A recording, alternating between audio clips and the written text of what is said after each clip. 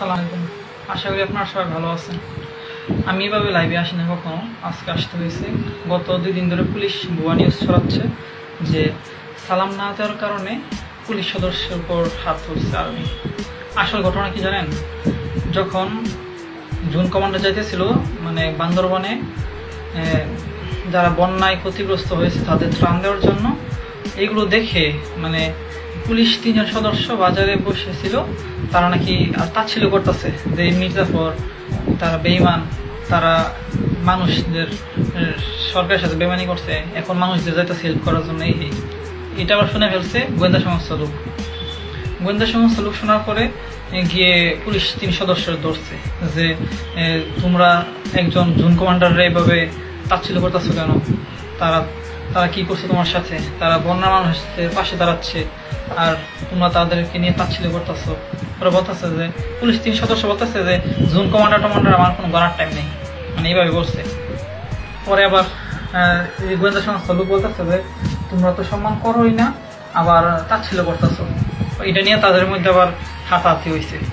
এক পর্যায়ে কোনো মতে যে গোয়েন্দা সংস্থা লোক আছে সে আবার মানে পালিয়ে আসছে। আসার পরে আর্মির যে টহল টিমের কাছ থেকে সবকিছু বলছে যে এই ঘটনা, তারা তো তাচ্ছিল্য করতেছে আর্মিদের নিয়ে। আরো পরে আর্মি টহল টিম গেছে, যাওয়ার পরে যে 3 জন পুলিশ সদস্য ছিল কনস্টেবল, তাদেরকে আবার ধরছে যে কি ঘটনা কি হয়েছে। তারা ওইখানে আর্মি টহল টিমের সাথে খারাপ ব্যবহার করতেছে।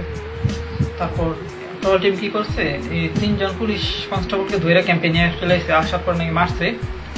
মারার পরে এই খবর আবার শুনছে যে সাধারণ জনগণেরা যে আর্মিদের নিয়ে পুলিশরা তাচ্ছিল্য করতেছে, এইসব করছে।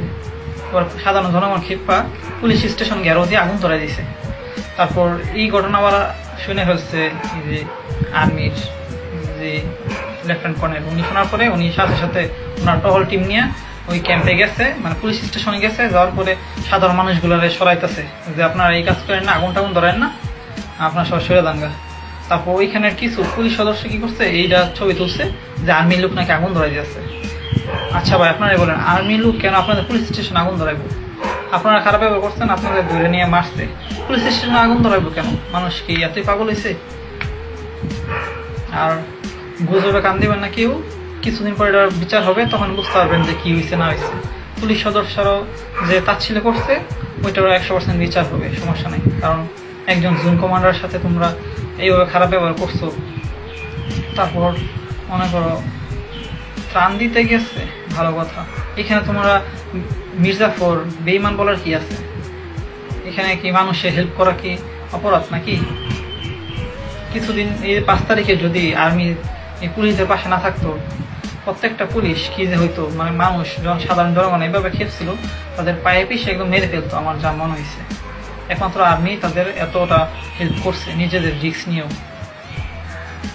সবাই বুঝতে পারছেন? আসসালামু আলাইকুম, সবাই ভালো থাকবেন, বাই বাই।